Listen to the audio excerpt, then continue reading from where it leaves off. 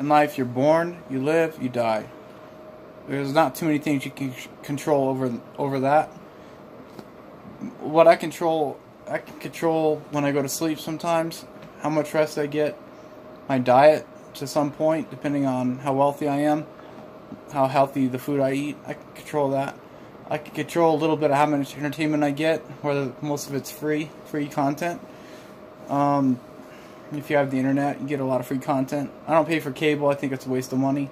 I do have Netflix and Hulu and YouTube and all that stuff, and I have giant TVs and all this stuff, but what you can control is just a few things in between life and death.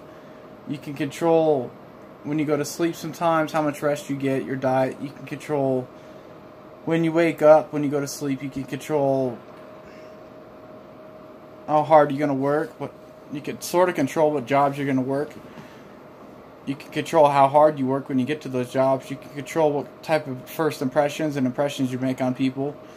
You can control a few things. I would say you can probably control about 50% of your life. You can control that. You can control your finances to some point. I mean, really, you're responsible for your own money. And if you get a giant house or a giant condo that you can't afford and you're broke all the time, that's a choice that you made, and you can control that. Or you could live in a really shitty place like a studio in a really bad neighborhood, and you could almost get killed being there too, but you could have a lot of money coming in. You could control what type of car you buy, or maybe you ride a bicycle or a bus or a train. You can control your transportation, or whatever. You can control some things. You can control some things you can't control. For right now, my financial stuff is pretty much set the way it is. I'm making progress. I'm basically sustaining, and I'm making a little bit of progress. I'm able to save about $600 a month. That's pretty good, I think, for now. I want to do better than that next year. But right now, I can control my diet, how much rest I get, and how hard I work. That's what I can control. I can't control how many friends I have or how my friends are going to treat me. I can't control relationships with women. I can't control dating. That's something almost I don't think you could really ever control. That's always a roulette game, and that's why I don't really focus on it, and I don't invest in it. You can't control how strangers are going to treat you.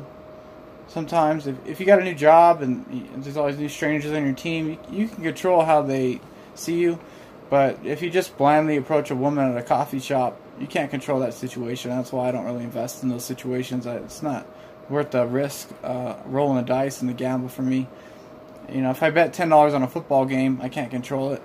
But it's fun because I can talk shit to my colleagues about it, and we can have a good laugh about it. And we could spend the next 2 or 3 months making jokes about that. That's $10 well invested, I think. Although I don't think gambling is a good investment overall. But you can control some things. You can control how you act. That's the main thing you can control.